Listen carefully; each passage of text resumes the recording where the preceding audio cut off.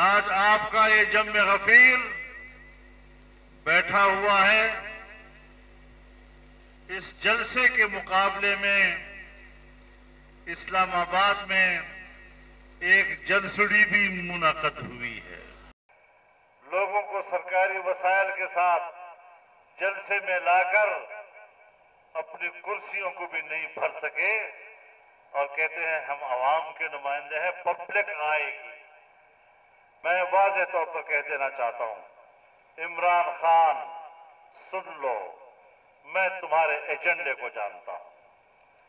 تمہارا ایجنڈا پاکستان سے اسلام کا جنازہ نکالنا تھا۔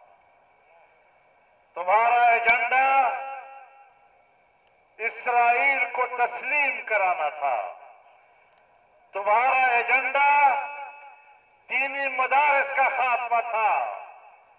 وہی ایجنڈا جو جنرل مشرف کے دور سے شروع ہوا اور آج تم آخری ایجنٹ کے طور پر پاکستان پر ان مقاصد کے لیے مسلط کیے گئے تاکہ آئین کی اسلامی حیثیت کا خاتمہ کیا جائے۔